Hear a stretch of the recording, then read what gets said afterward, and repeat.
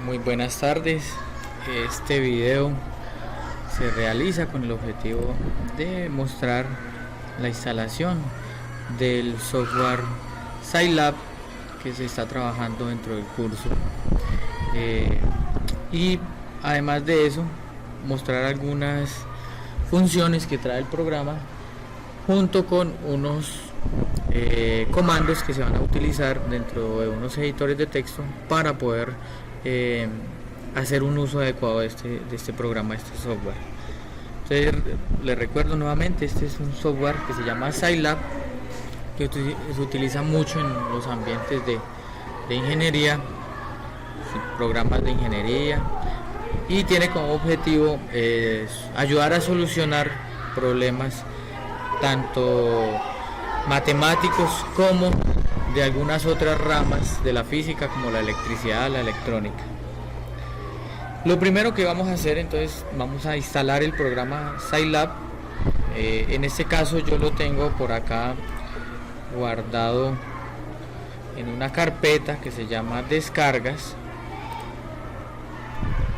La carpeta, el programa ya lo tengo por acá. A ver qué se me hizo el programa. Aquí está, este es el programa. Le vamos a dar clic derecho, ponerse el instalador. Lo podemos encontrar en cualquier buscador, como por ejemplo Google, y allí dejamos que descargue el programa y ejecutamos. Vamos a ejecutar como administrador. En este caso pues tenemos un sistema operativo Windows de 64 bits. No hay problema con el sistema operativo. Empezamos entonces la instalación y lo primero es escoger el idioma. Evidentemente vamos a trabajar en español. Aceptamos que vamos a trabajar en un sistema operativo de 64 bits. Aceptamos los acuerdos, ¿sí? Tendríamos que leer cada uno de estos acuerdos. Esta es la ruta de instalación del software, ¿sí? En este caso va a quedar instalado en la carpeta, o en el disco C más bien, la carpeta programas, archivos de programa. Le damos siguiente y no vamos a modificar nada. Siguiente, siguiente, siguiente e instalar. Esto, como lo pueden observar, es muy sencillo la instalación, no tiene mayor complicación. Esperamos a que el programa recopile todas sus librerías e instale el software en el computador. Esperamos unos minutos.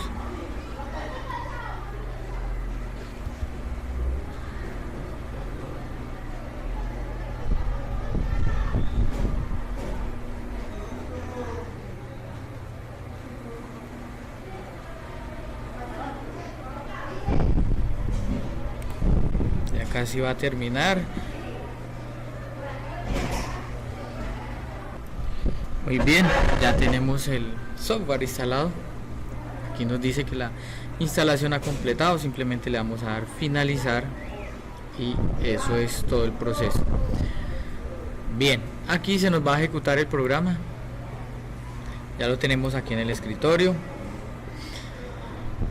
Simplemente lo que tenemos que hacer ahora entonces es empezar a trabajar en nuestro software de Scilab. Vamos a dar doble clic en el programa y vamos a esperar a que el programa nos abra su interfaz gráfica. Allí está.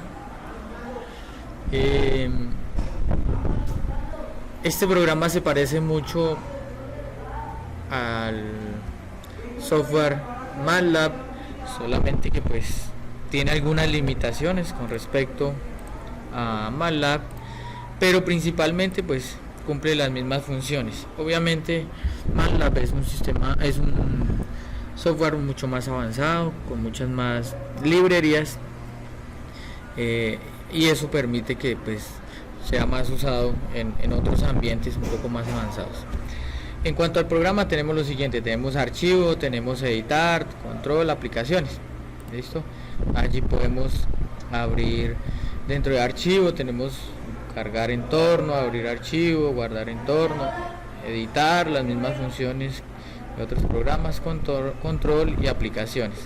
Bueno, en este espacio tenemos las carpetas donde nos van a mostrar la ubicación de cada uno de los archivos. Aquí en este espacio tenemos el espacio donde van a aparecer cada una de las variables que nosotros vamos a crear en el programa y los resultados de las operaciones, ¿sí? Los resultados de las operaciones siempre se van a cargar en una variable. Cada quien pues le da el nombre a esa variable a su acomodo. Aquí en la parte historial de comandos pues tenemos los comandos que se utilizaron, los últimos comandos que se utilizaron dentro del programa, y en esa parte tenemos los resultados de las operaciones y cada uno de los comandos que se están trabajando hasta el momento. Bueno, el programa entonces, en este caso vamos a hacer un ejemplo, ¿sí? Vamos a crear una variable que se va a colocar en este caso la variable a. Listo, le voy a asignar un valor, voy a decir que sea igual a 10 y voy a presionar enter. Como ustedes se pueden dar cuenta, la variable a nos va a mostrar aquí en esta parte, en el explorador de variables, como su nombre lo indica, nos va a mostrar el nombre de la variable, el valor que le asignamos, el tipo de variable, en este caso es tipo entero, y aquí la ubicación. Listo, aquí en este caso nosotros utilizamos el comando igual para asignarle el valor a esa variable. Si nosotros utilizamos este mismo comando, por ejemplo, a cambiar a 15 y le colocamos un punto y coma al final, lo que va a hacer es no mostrarnos el valor en esa pantalla. ¿Sí se fijan? Ahí estamos observando que el programa recibió el cambio, lo podemos observar acá, el valor de ahora es 15, pero no nos mostró aquí en esta pantalla, no nos mostró, o en la consola más conocida, no nos mostró el valor de 15. ¿Por qué? Porque utilizamos punto y coma. Aquí en el historial de comandos pues vemos todos los comandos que hemos utilizado. Bien, este programa también puede trabajarse desde un editor de comandos, que es este. Allí yo puedo guardar, ¿sí? Como cualquier otro programa, puedo guardar este archivo, este editor, y puedo ejecutar las acciones desde este editor. Esa es otra función que también es muy parecida a MATLAB. MATLAB también tiene este editor. Entonces en este caso la ventaja que tiene es que yo puedo escribir de una vez todo el código, ¿sí? Toda mi programación, y luego darle ejecutar a ese código y me va a ejecutar cada uno de esos comandos que están escritos. Otra opción simplemente es, bueno, no opción, perdón, sino otra función muy importante es que yo puedo seleccionar qué parte de código quiero ejecutar y qué parte de código no quiero ejecutar. Puedo añadir comentarios, mientras que si yo trabajo en la consola no es posible hacer estas funciones. Entonces es muy importante en este sentido trabajar con este editor de comandos para poder hacer la respectiva depuración de mi código, hacer algunas pruebas, etcétera. En este caso tengo ya aquí un bloc de notas creado, ¿sí? Con algunos valores que aparecen dentro del taller que se va a solucionar. En este caso vamos a utilizar 3 variables. Vamos a utilizar también el editor, listo, nuestro editor de código. En este caso vamos a empezar con esta parte del código. Aquí, ¿qué estamos haciendo? Estamos definiendo una variable a igual a 15. Vamos a definir una variable b que vamos a multiplicarla. A esa variable a la vamos a multiplicar por 1000. ¿Listo? Y una variable c que la vamos a multiplicar a la variable a por 100. Listo, este sería nuestro comando. Vamos a darle copiar, nos la vamos a llevar aquí para el editor. Bien. Y ya, no vamos a colocar punto y coma porque queremos que nos muestre esas variables. Listo, entonces simplemente aquí vamos a darle ejecutar, ¿cierto?, a nuestro código. Vamos a seleccionar este código y lo vamos a ejecutar. Nos pide el programa que guardemos, nuestro editor nos pide que guardemos eso. Vamos a guardar aquí, por ejemplo, en el escritorio. Vamos a colocar taller 1. Se guarda con la extensión .sce y listo. Vamos a revisar aquí a ver si se ejecutó. Efectivamente se ejecutó. Listo. Tenemos una variable a, perdón, este no es, aquí está. Tenemos una variable a que tiene valor de 15. Tenemos una variable b que es multiplicar la variable a por 1000, lo cual nos da 1.5 exponente 4, ¿cierto? O lo que es igual a un valor de 15.000. ¿Listo? Y tenemos una variable c que es 15 multiplicado por 100. En este caso aquí tenemos el resultado de la variable c. Entonces aquí tenemos las tres variables a, b y c. Ahí se ejecutó. ¿Listo? Perfecto. Vamos ahora, esos son para variables enteras, ¿no? Notación científica. Vamos ahora con esta parte de código. Vamos a copiar.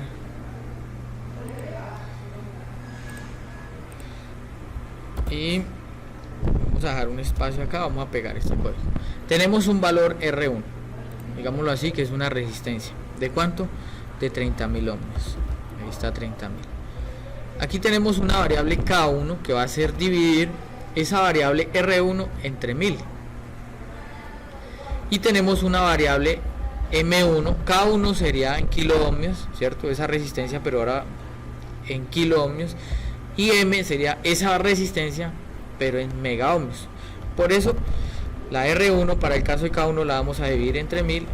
Y para el caso de M, que sería mega ohmios, la tendríamos que dividir a esa resistencia, o no la tendríamos que dividir entre 1.000.000. ¿Listo? Vamos a seleccionar nuevamente nuestro código y vamos a ejecutarlo. Guardamos, ejecutamos. Allí están las variables nuevamente creadas. K1, valor está asignado.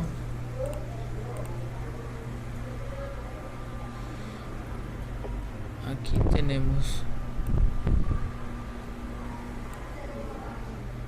un valor que no nos copió bien. ¿Sí? Nos quedó algo aquí, un punto que nos aparece. Esto significa que tenemos un error. Voy a borrar eso porque no nos está representando los valores que debería representar. Por acá.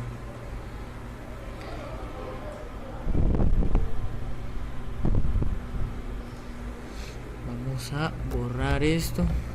Vamos a dejarlo sin espacios para que no nos ponga problema el programa. Nuevamente seleccionamos. Listo. R1, sí, correcto. Listo. Y vamos a ejecutar nuevamente.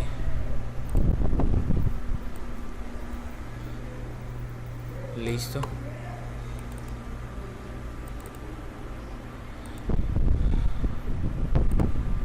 Allí tenemos nuestro editor, nuestro espacio. Se crea como una especie de tabla en Excel, ¿cierto? Donde nos va a representar los valores, ¿sí? Cada uno 30. Pero aquí me está poniendo un problema. Vamos a ejecutar este código más bien directamente allí en la consola. Vamos a pegar, simplemente ejecutamos y allí nos imprime los valores. R1, entonces está valiendo un valor de, listo, 30.000. K1 30, efectivamente lo teníamos acá, y M1, cierto, 0.03, lo cual en notación científica lo podemos representar acá de esta manera. ¿Listo? Bien, seguimos. Esta parte ya estamos trabajando con números enteros. Ahora vamos con una de las funciones quizás más importantes, o uno de los, digámoslo así, sí, sabemos funciona. Una de las funciones más importantes que tiene Scilab y tienen estos programas, que es la de hacer operaciones con matrices. Aquello que en términos prácticos resulta ser un trabajo muy engorroso, ¿sí? Ponernos a resolver esas matrices, unas matrices de 4x4, de 3x4, etcétera. Realmente es un proceso que a lápiz resulta ser un proceso muy engorroso. Aquí con estos programas nos vamos a dar cuenta que el proceso es muy simple. Entonces tenemos matrices. Vamos a copiar este código, vamos a trabajar acá, nuestro editor, nuestras notas, listo. Los comentarios se hacen con la doble barra inclinada, listo. Bueno, vamos a explicar aquí el código. Matrices. Entonces, lo primero que vamos a hacer es unas operaciones entre matrices. Sabemos que operaciones entre matrices como la suma, la resta y la multiplicación, bueno, la suma y la resta la podemos hacer con matrices de distinto tamaño, pero la multiplicación es necesario manejar una matriz del mismo tamaño. En este caso vamos a utilizar dos matrices. Las dos matrices entonces son A y B, ¿cierto? La matriz A está conformada por, en la primera fila, por estos cuatro elementos: 0, 4, menos 2, 4. Segunda fila, menos 6, 2, 10, 0. Tercera fila, así sucesivamente. Los valores los separamos por comas y las filas las separamos por punto y coma. Allí está reflejado. Tenemos una matriz B que también está definida lo mismo, de la misma manera. Y aquí empezamos a hacer las operaciones. A más B, A menos B y A por B. Esas son las operaciones que vamos a resolver. Lo podríamos hacer colocándole simplemente un igual. Entonces vamos a modificar aquí el código. Vamos a colocarle M1, o sea, la matriz 1 va a ser igual a la suma de A más B. La matriz 2 como resultado va a ser igual a la matriz A menos la matriz B, y la matriz 3 va a ser igual a la matriz A multiplicada por la matriz B. Y ahorita vamos a obtener aquí en nuestro explorador de variables, vamos a obtener los resultados. Vamos a ejecutar este código hasta acá. Listo. Vamos a guardar y efectivamente aquí tenemos las matrices. Aquí están las matrices. Aquí está la matriz A. Si entramos a revisar, aquí está, véala, aquí está la matriz A. Aquí está la matriz B. Y así sucesivamente vamos a tener. Aquí está nuestra matriz 1. ¿Cuánto es el resultado de A más B? Elemento a elemento, ¿cierto? La matriz 2, que es nuestra resta, A menos B, así como lo tenemos acá en nuestro editor. Y la matriz 3, ¿cierto? Que es un tamaño 4x4, que es la multiplicación de A y B. Listo. Esas son las operaciones. Así se trabajan matrices. Podemos ingresar las matrices que nosotros queramos.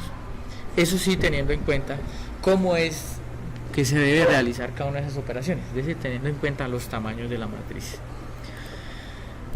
Vamos a pasar a otro aspecto muy importante, que corresponde a las funciones. Este programa Scilab, al igual que MATLAB, también sirve para ejecutar programas, ¿sí? Principalmente cálculo numérico, básicamente, aunque tiene otras aplicaciones, pero básicamente a enfocar en cálculo numérico. Entonces tenemos unas funciones especiales. Por ejemplo, tenemos aquí tres funciones muy conocidas, quizás en el ámbito matemático. La primera función es la función SQRT, que hace referencia a la raíz cuadrada, ¿sí? Entonces, en esta línea de comando, esta función 1, F1, la raíz cuadrada de 64, ahí lo podemos observar. 64 es el número que le vamos a sacar, la raíz cuadrada, y el resultado se va a almacenar en la variable F1. En F2 vamos a una segunda función, vamos a trabajar el logaritmo en base 10, listo, de el valor de 10.000. Ya de entrada sabemos que el resultado de eso debe ser 4, F2. Y tenemos la variable X. Esta X, esta Y van a ser valores que vamos a asignar para poder graficar la función seno cuadrado.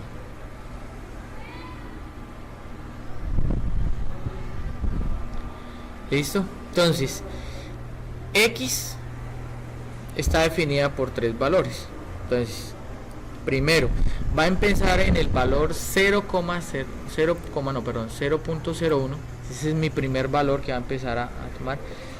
El cambio se va a dar cada 0.1 valores y va a ir hasta 10. Perdón, aquí creo que tengo un error. Sí, el error es el siguiente. Este es el cambio. Va a cambiar cada 0.01. Aquí empieza en 0.1 y va hasta 10. Es decir, vamos a graficar la función seno desde 0.1 hasta 10. Y lo vamos a ver en una gráfica. ¿Listo? La función plot hace referencia a graficar. Vamos a graficar que este rango en el cual le hemos definido con su variación la función seno de x sobre x, todo eso al cuadrado, y aquí plot hace referencia a que vamos a graficar eso. Entonces vamos a ver cómo nos va en nuestro programa. Vamos a copiar esto, vamos a pasar a nuestro blog de notas de Scilab, nuestro editor, lo vamos a pegar. Aquí fíjese que ya nos identifica las funciones propias del programa. SQRT entonces es la raíz, ya la reconoce, la identifica. Logaritmo en base de 10 también la identifica. Seno también lo identifica, la función seno, y la función graficar también la utiliza. Vamos a seleccionar este código, lo vamos a ejecutar. Guardamos y acá vamos a revisar entonces varias cositas. Primera, tenemos F1, ¿cierto? ¿Qué era F1? F1 era, se me hizo, acá está, F1 era la raíz cuadrada de 64. ¿Cuánto nos dio? 8. Ese es un valor correcto. F2, como lo habíamos dicho, F2 es la función logaritmo base 10. Dimos que era 10.000, habíamos dicho que el resultado nos debía dar 4, lo cual es correcto. Y tenemos X y Y, los valores que calculó, ¿cierto? Nos creó un vector de 1 hasta 100, aquí lo mismo, y aquí tenemos una nueva ventana que nos aparece. ¿Cuál es esa nueva ventana? Es esta ventana donde nos está mostrando el gráfico de la función. ¿Listo?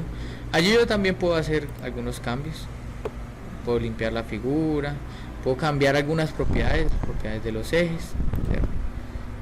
Por ejemplo, en esta propiedad de los ejes yo puedo decirle qué es lo que debe aparecer en este, ¿cierto? En este eje X, en el eje Y e incluso en el eje Z, si es que tenemos tres valores a graficar. ¿Listo? Allí entonces, como lo podemos ver, es realmente muy sencillo hacer gráficas en Scilab. ¿Listo? Ya lo pudimos observar. Vamos con nuestra última parte, programa. El taller nos pide que resolvamos un programa. un número aleatorio. Para eso vamos a utilizar varias funciones. Voy a explicar entonces el código a continuación.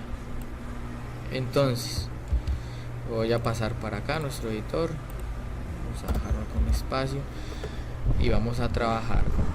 Número aleatorio es la parte de nuestro código que nos vamos a dedicar a explicar. ¿En qué consiste ese número aleatorio? Creamos una variable A. Listo. Voy a limpiar las variables que teníamos acá hacia atrás. Función clear. Listo. Ya desaparecieron acá. Y aquí vamos a utilizar entonces una variable A. ¿Qué va a hacer esa variable A? Va a generar un número aleatorio. RAN es un número aleatorio. Pero ¿cuál es la característica de RAN? La característica de RAN es que genera un número aleatorio entre 0 y 1. Lo vamos a multiplicar y lo vamos a guardar en una variable B para que ese número entre 0 y 1 se convierta en un valor entre 1 y 10. Luego de eso vamos a convertir esa variable, ese número, como nos va a dar un número, por ejemplo, el número, vamos a hacer un ejemplo y ya se los explico. Vamos a producir acá, vamos solamente a ejecutar esta parte del código. Vamos a guardar y ejecutar. Bueno, aquí me ejecutó. Fijémonos en lo siguiente. Variable A. La variable A nos dio un número aleatorio que es 0.211. ¿Sí? Es un número decimal. ¿Qué hacemos? Esa variable A con nuestro número aleatorio la vamos a pasar por una, ahora vamos a multiplicarla por 10, lo cual nos da 2.11, ¿cierto? Pero vamos a tomar solamente la parte entera. Esto in de B significa que vamos a tomar solamente la parte entera de nuestro valor aleatorio, en este caso el 2. ¿Listo? Ahora esta parte de código vamos a dejarla acá. Listo. Ahora esta parte vamos ahora a definir un vector. ¿Para qué vamos a definir ese vector A? Este vector A lo vamos a definir, lo vamos a inicializar en 0. Allí vamos a guardar los 3 números que nos está pidiendo el programa. ¿Listo? Entonces, de ese vector que está inicializado en 0, lo vamos a guardar en esa primera posición, ¿sí? Dentro del vector A. Vamos a revisarlo acá. A ver qué se nos hizo aquí está el vector A. ¿Sí? Como cualquier vector, este es el vector. Tenemos una sola fila, 3 columnas. Esa primera posición del vector estamos guardando la variable C, es decir, la parte entera. ¿Listo? Muy bien. Luego de eso, es el 2 efectivamente. Luego de eso, entonces, vamos a generar nuevamente otro número aleatorio, pero este número aleatorio ya no va a ser no vamos a multiplicarlo por 10, sino lo vamos a multiplicar por 100. ¿Listo? Y ese número va a ir a la segunda posición. En este caso, como nos dimos cuenta en el ejemplo, el número que nos generó la variable D es el número 21. ¿Cierto? Es el número 21. Ahora bien, bueno, aquí tengo un error, perdón.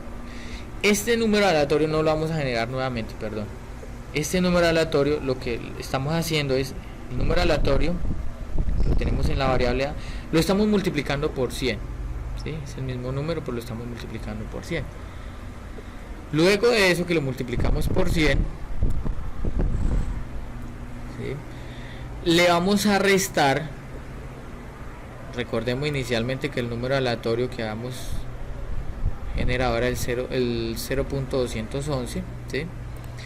Entonces el 2 ya está almacenado en la primera posición del vector A. Vamos a almacenar la siguiente parte del número. Como es 0.211, entonces seguiría el 1. Ese 1 lo vamos acá, vamos a multiplicar este 0.211, lo vamos a multiplicar por 100 y a eso le vamos a restar, ¿cierto?, este número de acá, este que nos dio 211, perdón, lo vamos a restar con este número de acá que nos había dado, ¿cierto? La variable s multiplicada por 10. Y ahí tenemos nuestra segunda posición, que es el 1. ¿Listo? Entonces tenemos 2 y 1. A en la posición 0, A en la posición 1. ¿Qué nos falta? A en la posición 2. ¿Cómo lo obtenemos? Pues aquí está. Simplemente en la posición 3 vamos a tener, creo que dije 2, perdón, no es posición 2, es posición 3, es el que nos falta. La posición 3 vamos a obtener este mismo número que ya teníamos acá, ¿cierto? Y lo vamos simplemente a reemplazar, lo vamos a multiplicar por 10 y ya con eso obtenemos nuestro valor. Aquí simplemente vamos a hacer un ciclo for, ¿cierto? Una variable z. ¿Listo? Ya tenemos el número, ¿cierto? Ya sabemos que el número es el 211. Lo ubicamos cada número, llamémoslo así, cada parte del número, las unidades los ubicamos en una casilla, las decenas la ubicamos en una casilla y las centenas la ubicamos en otra casilla, ¿cierto? Y todo ese número lo almacenamos en el vector. Entonces, A en la posición 13 son unidades, A en la posición 2 son decenas y A en la posición 1 son centenas. 211. ¿Qué vamos a hacer ahora? Aquí en nuestro programa vamos a recorrer esas posiciones, ¿sí? Por eso le estamos diciendo arranque en 1, cambie de 1 en 1 hasta que llegue a 3. Esta simplemente es una variable para tener una referencia de nuestro conteo. Y vamos a empezar. Pares. La variable pares vamos a guardar los números que son pares. Recuerde que este programa que estamos haciendo es que genere un número aleatorio entre 0 y 1000, ya lo tenemos, 211, que lo guarde en un vector y que de esos tres numeritos, unidades, decenas y centenas que conforman nuestro número que generamos aleatorio, debe indicarnos cuántos de esos son pares y cuántos de estos son impares. Es decir, en este caso, como es el 211, ¿cierto?, tenemos el 2 que es par y tenemos 1 que es impar, es decir, tenemos un solo par y tenemos dos impares. En la variable pares vamos a guardar los números que son pares y en la variable impares vamos a guardar el valor de los impares, el conteo que haga de los impares. Aquí entonces empezamos a hacer el ciclo for, ¿cierto? J empieza siendo 0, ¿cierto? J estaba en 0, pero aquí J lo igualamos a Z, Z arranca en 1, ¿cierto? Y, ¿cierto?, es una variable que vamos a quedar allí, va a obtener el resultado, el valor de I va a ser el módulo de la posición J, en este caso J se hizo igual a Z y Z arranca en 1, entonces del vector A en la posición 1, ¿cierto?, dividido entre 2. ¿Por qué necesitamos dividir entre 2? Sabemos que cuando un número es par, al dividirlo por 2, nuestro residuo es 0. Si nuestro número impar, si nuestro número que estamos analizando, al dividirlo por 2, el residuo es diferente de 0, entonces eso ya nos da a indicar que el número es impar. Entonces recordemos, par, residuo 0, impar, al dividirlo por 2, residuo 0, impar, al dividirlo por 2, el residuo es distinto de 0. Entonces de esta manera estamos buscando y determinando cuántos son pares y cuántos son impares. Entonces dice, si el residuo de esa división es igual a 0, entonces a la variable pares auméntele 1. Pares va a ser igual a pares más 1, ¿sí? Si no, entonces impares va a ser igual a impares más 1. Y con estas dos condiciones de igual a 0 o no igual a 0, ya estamos haciendo el conteo de números pares y números impares. Aquí cerramos nuestro ciclo if con este en, aquí con este en cerramos nuestro ciclo for. Lo que hacemos finalmente es imprimir la variable pares y la variable impares, que en este caso nos dio que pares es 1, perdón, que pares es 1, ahí está, variable pares, y la variable impares es 2. ¿Por qué? Pues porque nuestro número inicialmente era 211. Aquí está nuestro número. De esta manera pues podemos evidenciar que nuestro ejercicio se ha culminado con la programación de este pequeño trabajo, este pequeño problema que se nos había planteado, y ya tenemos la solución. Entonces, no siendo más, pues les agradezco mucho, y recordemos que en Scilab podemos hacer muchísimas otras cosas que más adelante estaremos explicando. Muchas gracias a todos.